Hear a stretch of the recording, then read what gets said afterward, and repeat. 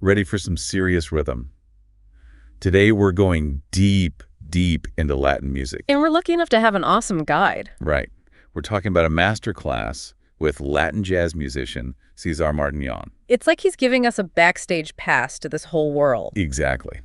And he starts off strong with this word, savor.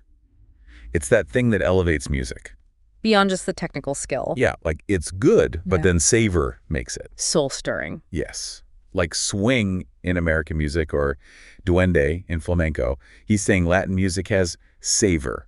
And it's about capturing the essence of a culture, but through sound. It's not something you can just like learn overnight either, right? He makes that very clear. Martignon stresses it comes from being steeped in the music. Years of practice, dedication. The whole legacy of Latin music. Wow. It makes you think about the history he talks about too.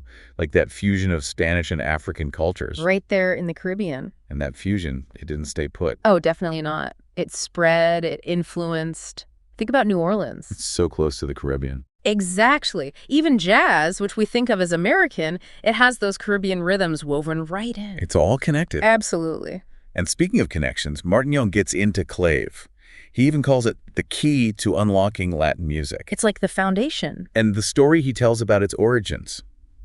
You had to hear this. It started with these wooden pegs used in shipbuilding. Simple, everyday objects. But enslaved Africans, forbidden from using their own instruments, they took those pegs. And they created rhythm. Amazing, right? It speaks volumes about their resilience, finding ways to express themselves, even in the face of, well, you know.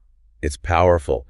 And when we understand Clave, it's like we're deciphering a code. It's the building block for everything else. So to really get a sense of this Clave, we're going to actually hear the two main rhythms that Martignon talks about. Listen closely. Even a slight shift changes the whole feel. It's like he's saying, you know, don't just listen to it, feel it. Get into it. Yeah.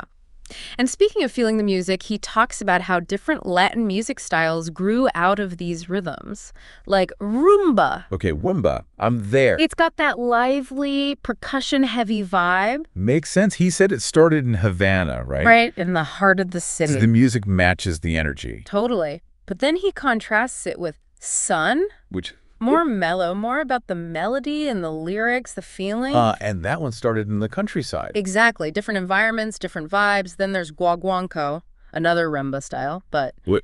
Martignon actually demonstrates how the clave interacts with the conga drum.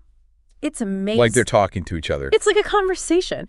And speaking of conversation, guaguanco is all about that call and response. In the music, in the dance, it's all about that back and forth. Everybody's in it together. Exactly. Everyone knows the steps, but then they get to improvise. Yes. Add their own flair. Okay, but then it gets even more interesting when he gets to mambo. Hit me with it. This style, it was born in Cuba, but then... it blew up in New York. Exactly. And as it took root there, you started hearing this blend of cultures, like the lyrics might still be in Spanish. But then they'd throw in some English, too. It's so cool. Music as a record of how cultures mix and mingle. Because mambo didn't just stay put. It traveled. It evolved. And that's what traditions do. They borrow, they adapt, and they become something new. Which brings us to Mozambique. This one actually started in Angola, then made its way to Cuba. Talk about a journey. Right. And rhythmically, it's totally different from the clave we've been talking about. Faster, right? Way more syncopated. No wonder it makes you want to move. It's incredible how a rhythm can travel across an ocean, take root in a new place. And then influence music all over the world. It shows you the power of music to connect us. But even with all this diversity, Martignon brings it back to clave. It always comes back to the core, doesn't it? It's like the anchor. And yet, he also emphasizes how musicians will play around the clave. Bending the rules a bit. Exactly. Creating that tension and release that keeps you hooked. Keeps you guessing. Keeps you on your toes. This masterclass, though. Wow. I know. It's like we dove into this huge ocean of Latin music. And we just got a little taste. Right. There's so much more to explore. It's a whole world waiting to be discovered. Absolutely. So as we wrap up our deep dive with Cesar Martignon, let's recap.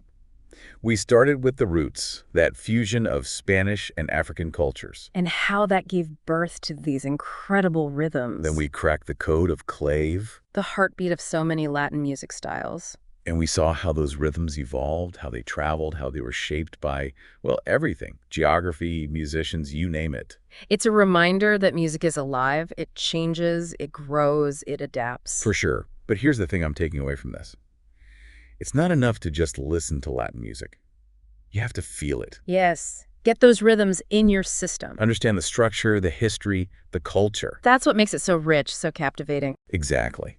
And here's something to think about as you keep exploring Latin music, or really any kind of music. Go on. When you understand the rhythm, when you get how it works, does it change the way you hear everything else? That's a great question. Does it unlock something new? Something you might have missed before? Mm-hmm. It makes you think, doesn't it? It does. We've all got to keep those musical discoveries coming.